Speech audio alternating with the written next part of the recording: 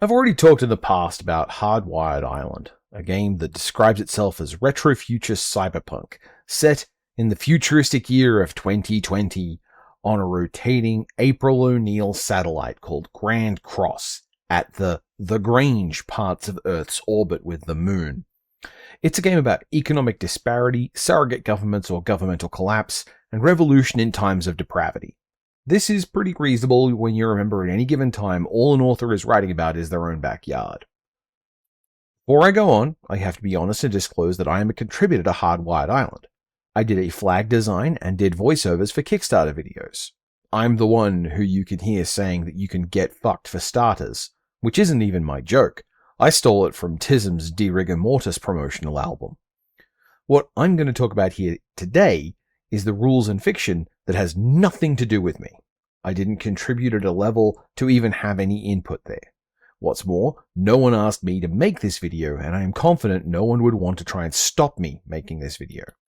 I do not offer meaningful insight into the actual characters of the authors of this work. I know them as people, they are my friends, but I endeavor to not use any information about them to engage with this text. This is an attempt at a critical inspection of the setting and book, and a reflection on my experience with it that goes beyond my original presentation. I said at the time, and still believe, that the game is an interesting game you should check out to see if it's to your taste. I did specifically bring up that I was not the person the game was for. It wasn't my type of game, and therefore I probably wouldn't play it. Both of these things are true. You should check it out, and I have, and I don't like it. I disclose all of this because there's an obvious impulse to say that I shouldn't talk about the game because I can't talk about my friend's work fairly. There's also similarly the idea that by refraining from commenting on my friend's game because I don't like it, I am sheltering them from critique for some potentially corrupt reason. Nonetheless, tabletop RPGs and the ways they work and who they are for is itself a discourse. It's a communal activity of engaging with complicated subjects to better understand them and to understand ourselves, and I don't think Hardwired Island lacks for reasons to engage with it. As Michel Foucault would say, it's a bit like being in a prison, ain't it, Gov? I think that right now I have a couple of factors conflating together that I want to talk about, and reasons why I want to talk about them that means I have to go back to Hardwired Island. I haven't asked them to revise, change, or explain rules to me, but I have asked them to ensure that I'm reading the rules correctly and within their intention. This is the closest to getting input from the creators of this work has come up, and they have largely concurred with my readings. So now, please, let's go back to the island. Hardwired Island is, as a tabletop game, the kind I consider to be minimal. Not minimalistic, not deliberately avoiding engaging with rules at all. It's not roll for shoes, it's not lasers and feelings. It is a simple system in which hypothetically you only need to learn one rudimentary rule, and everything you do in the game will work under that rule. In the tradition of other games like Blades in the Dark, there is an element of scripting in the rules where players are able to initiate an action, and then the game rulebook steps them through the sequence of what that means and what it entails.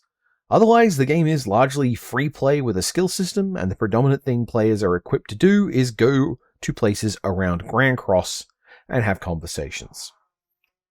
The fundamental resolution mechanic for Hardwired Island is rolling 2 dice, combining it with a number, positive or negative, and seeing if your result exceeds a standardized value for success. There are mechanics for changing this roll, but they're just math tricks for improving or hindering the roll result without making it a simple add or subtract.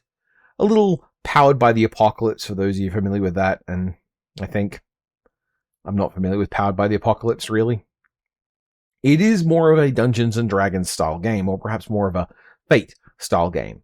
That is, there's a storyteller leading the table through some kind of plan that they introduce the players to, and the players are predominantly responsible for their own reactions to those things, and the things they want to try and do. It's a very conventional type of simulation style game, where the player has a handful of tools they carry around everywhere, and then look for things that they can use those tools on. The simplicity of the system means that most things look like most things. That is to say, there is not a specialized system for making a salad, for turning undead, for reloading a gun, for curing a poison, or for driving a car. Rather, Hardwired Island uses umbrella terms to describe the vibe of the action and then asserts that you should be good at all of the things that fall under that umbrella. Specialities exist, which means you can be a bit better at a thing, but the specialities are small bonuses compared to the larger general bonus of the stuff you should be good at in general. There are some typical unintended consequences from this design. If I prioritize quick to be sneaky, then I'm necessarily also a good fighter. If I want to maintain my composure under pressure and prioritize cool, that brings with it necessarily skill at manipulating people, which is, by the way, it seems a good thing to do. The game is divided into 2 phases, with a free investigation, go talk to people, you're probably not at threat of violence mode, and then a specific contained experience known as a mission. A mission is a deliberately loosely defined contained moment where you hypothetically go prepare yourselves, get material, get weapons, get time, get contacts, all that stuff to go do a specific task in a unified way. There's a stage beforehand where you do prep, which gathers resources for that mission, which includes things for everyone and things just for yourself. To compare to the largest magpie on this particular fence, Dungeons & Dragons, a mission is a little bit like, narratively speaking, a dungeon. It's a contained gameplay experience where the timeline and focus shrinks down and where the whole experience is about attrition of your limited resources, culminating with an influx of a kind of resource you can then use to improve yourself, experience, and treasure. Missions can pack down that whole go into the dungeon experience into a single kind of short event in which you will get a resource for doing a better job at that mission and then hypothetically have things changed at the end of the mission, which should get you a resource called cash. You can spend cash on rolls, generically. It is a resource useful even in the non-mission play experience, and that is the best incentive to do a mission. That's kind of it. That's your fundamental structure. Social play, missions if you want them, cash to play with after the mission. One of the systems the game has for character development that differentiates from many other TTRPGs is burden. That is, the game assumes you exist in a capitalist system where you have to sell your labor to have the money required to buy the essentials of life that your society has determined you cannot be entitled to without the exchange of money, and in the game, the rules represent this too. It's a little bit like Thief, where it doesn't matter how much money Garrett gets on any individual job because it's all gone on rent and wine and G-Jaws and tool maintenance by the next time a job rolls around. No matter how well a character does in any individual week or session, all that cash is going away.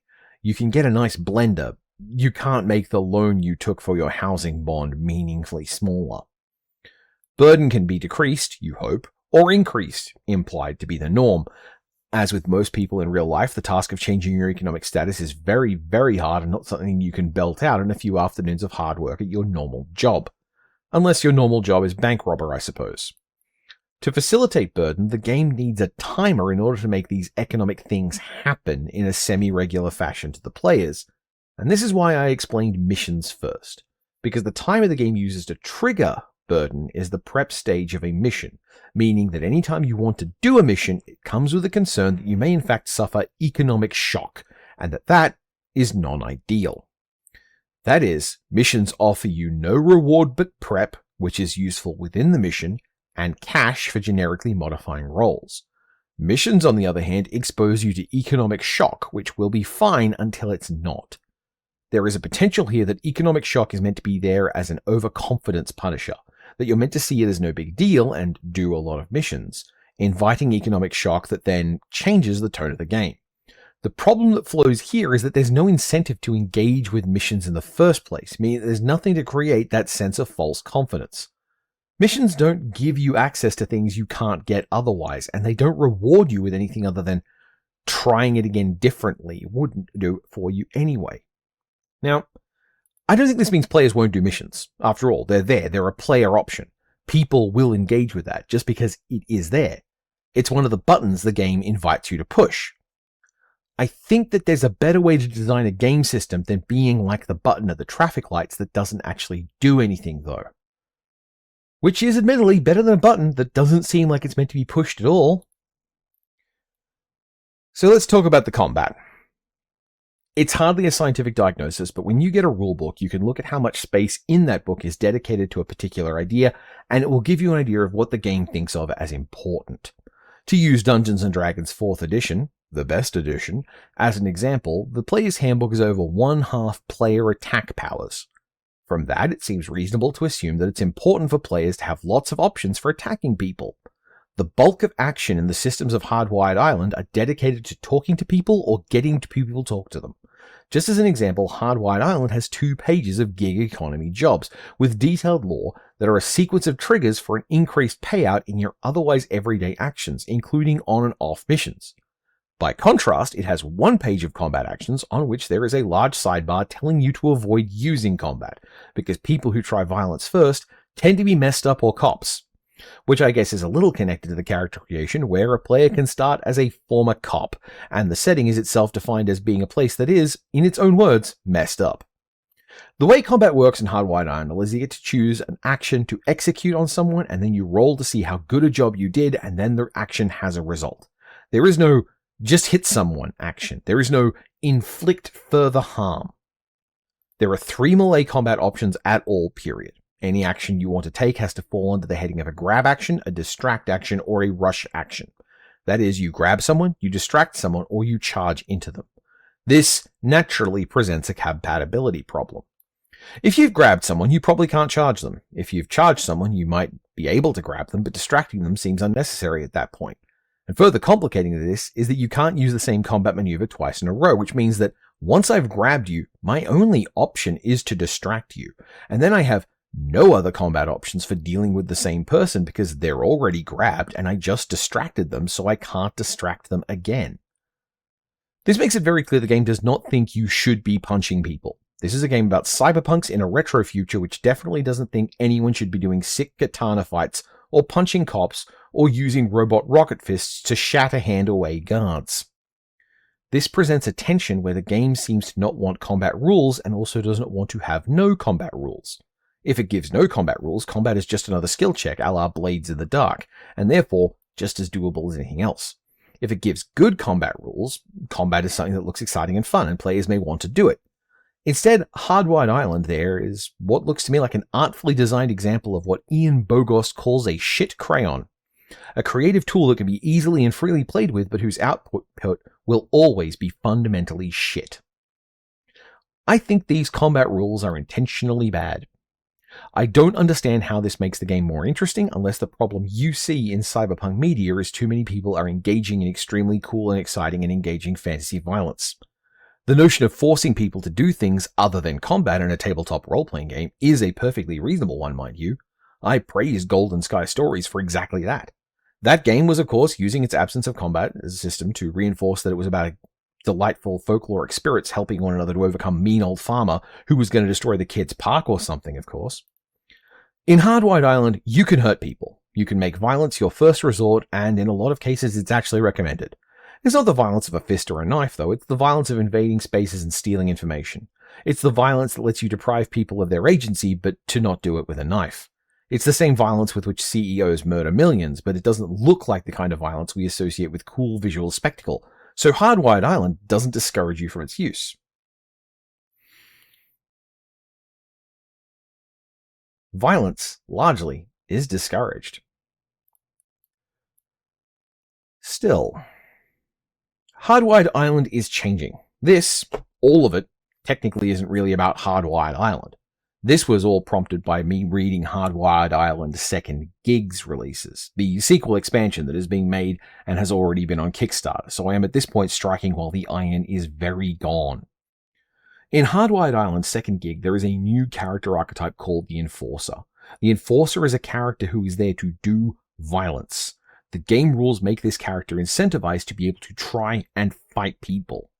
Now, notably, the Enforcer doesn't make combat any better. The Enforcer is still beholden to all those same problems with the melee combat system I've gone over. But the Enforcer as a character archetype looks at the idea of someone who is meant to do violence, who is meant to beat people up, and then asks how to do that character in the mechanical framework of Hardwired Island. In a game about talking to people and dealing with money problems, what does a face kicker look like? It brings with it, quite frankly, the most interesting mechanic I've seen in the game, which is when you defeat someone, you have the option to write down their name and save them for later.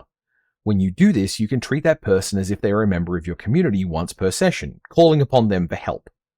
That is to say, this is the game where you get to roam around beating people up and becoming their best friend. This incentive system here is genuinely interesting. After all, you want to find people you can beat up, which is good. but you don't want to find people who you would never want to associate with ever again, which is bad, and you don't want to find people where beating them up makes you look like a dick, because that's also bad. This means the Enforcer is constantly walking a line of trying to find acceptable targets for their violence that aren't going to push their heads in. It's not the Dungeons & Dragons fantasy of finding the villainous other to simply assert yourself over, and you can't just pick the worst people in the world to go beat them up. This isn't like Full Metal Alchemist. Nobody wants to call on the lovable serial killer who only targets women as your new bestie. Your collectible defeated enemies need to exist in the range of acceptably scum. Too nice, and you don't want to beat them up. Too awful, and you don't want to see them again. It's an interesting puzzle, and I think if I was playing an Enforcer, I'd be talking a lot to the storyteller about how to shape these potential recruits, just to make sure that I'm not still playing a character who is making excuses about their heinous associations, as if I'm still on Twitter. Speaking of Twitter, there was a lot of talk about Cyberpunk and what Cyberpunk meant when we were talking about Hardwired Island during its first Kickstarter. You know, back when I did use Twitter, when everyone was feeling okay about using Twitter. Even back then, it wasn't good, by the way. Cyberpunk was this ridiculous topic to me, and I thought at the time everyone talking about it was kind of in on the same joke. After all, Cyberpunk was being defined by a sense of long, lengthy, specific traits, lists of rules, you know, something extremely punk, right? Then it seems that actually a bunch of people were taking that conversation completely seriously and did feel that they had to have all these different things in order to be Cyberpunk. Largely, it was a list of things that the commenter felt that they could find in the Cyberpunk they liked and then not find in the Cyberpunk they didn't like. I even did a whole lengthy thread talking about how Hannah Montana is a Cyberpunk story, which is both a joke about how silly two-definitional concept approaches to media signifiers are, and an example of how the elements of Cyberpunk everyone thinks of as universal are mostly about technology availability and necessarily move over time. Look, Cyberpunk is when you use technology, and when you use technology, you stop being human. The more not human you become, the more Cyberpunk it is. If the technology is a gun, that's okay, but if the technology is like a pill or glasses, that's bad. This approach is really dumb. When I start dealing with genre media and TTRPGs, one of the things I think that's really important is that if I can grab a recognizable thing from that fictional space and see how the game in question can represent it, then I know at least I'm going to be able to build on things I already know. I don't have to learn everything all over again. In this context, Hardwired Island kind of fails.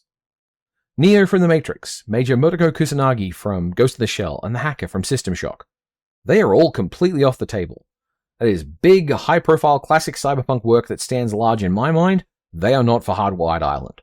They're wrong somehow. They're too powerful, they're too dangerous, and they either use combat as a first resort and make it look very cool, or I guess, no, that's all of them. They all do that. What I'm trying to describe is that Hardwired Island is a game with very firm ideas about what you should want to approach in it, and that any engagement with other cyberpunk media does not necessarily apply.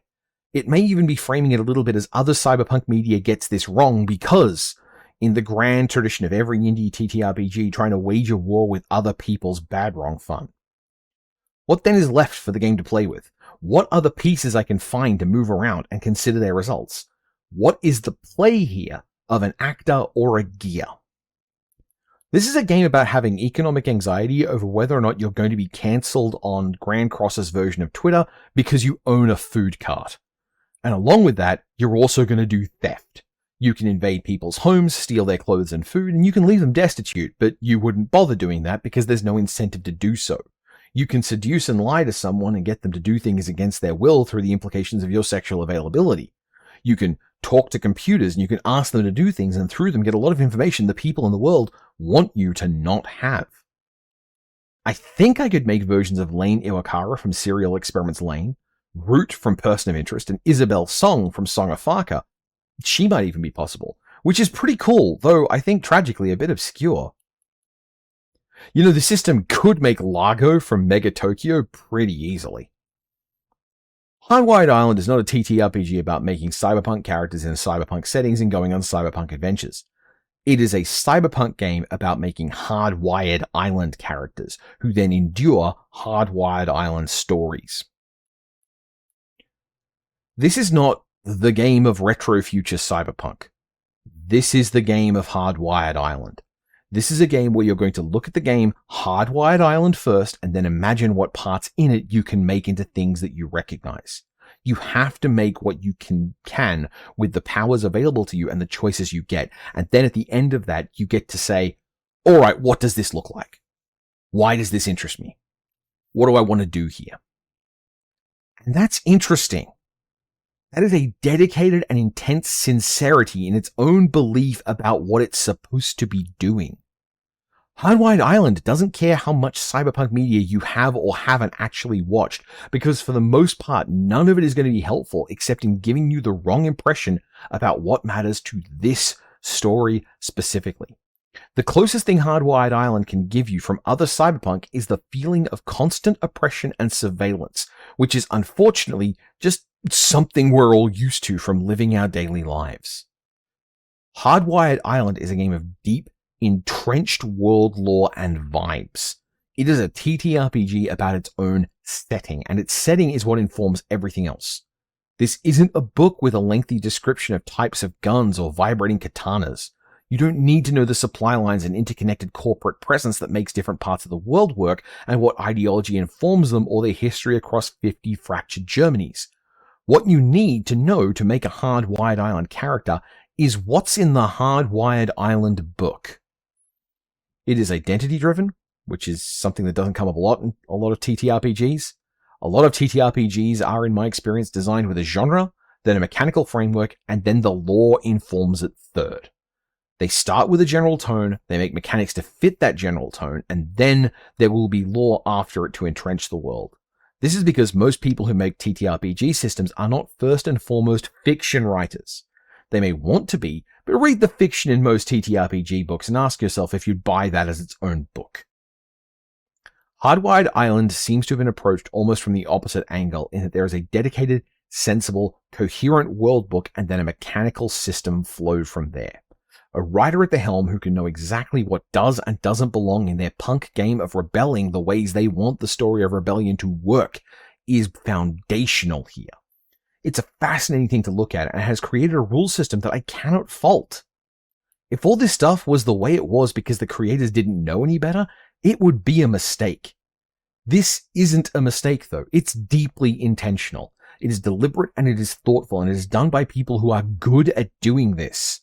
Hardwired Island lives and dies on if you look at it and think of things you want to make within its fictional space, rather than reminding you of other media like it and then asking you to bring them along so that it can fill out the world that is, as it is, underdeveloped. It is writer-first cyberpunk setting, and it wants you to play within its extremely well-defined guardrails, not made out of thou shalt not rules, but instead through carefully explored and deliberately established voids. It's not a game you can pretend to turn into any other genre by just changing a bunch of names. It's not Dungeons & Dragons 5th edition.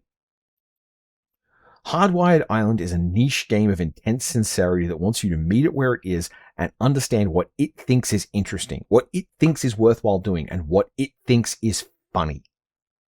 Read it. See if you do find those things that way, and then start making characters in its space.